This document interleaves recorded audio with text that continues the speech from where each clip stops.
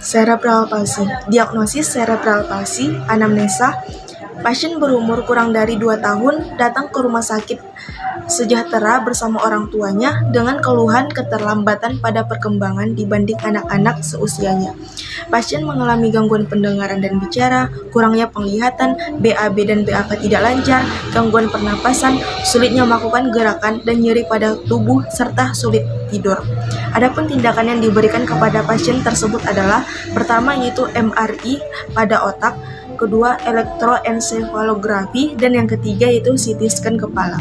Adapun obat-obatan yang diberikan yaitu diazepam tablet, dan Trolen, baclofen, dan tizanidin.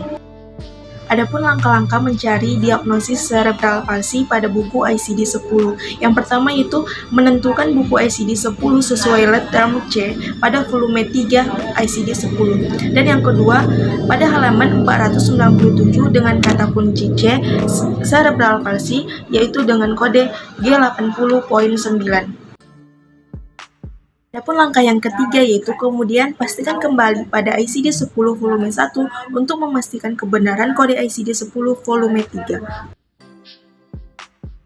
Kode ICD-9 MRI Magnetic Resonance Imaging 88.91. Langkah-langkah mencari kode tindakan ICD-9 adalah 1. Mencari di buku ICD-9 di bagian indeks sesuai letterm M untuk MRI.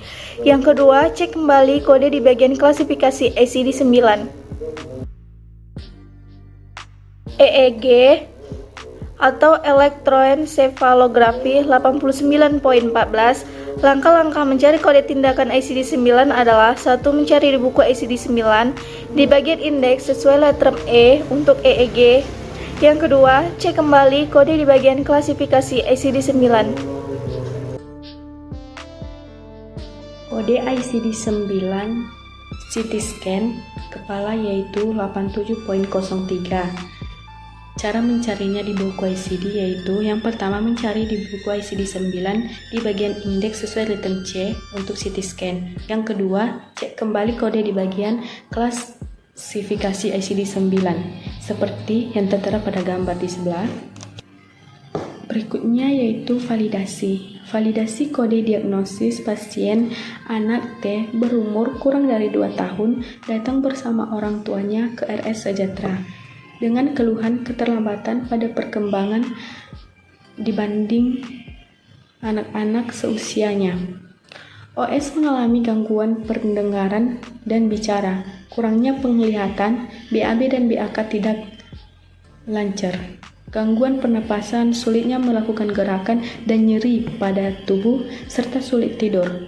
Dilakukan pemeriksaan langsung oleh dokter dengan pemeriksaan penunjang yaitu MRI pada otak, kemudian elektroensefalografi atau EEG, dan yang terakhir adalah CT scan kepala.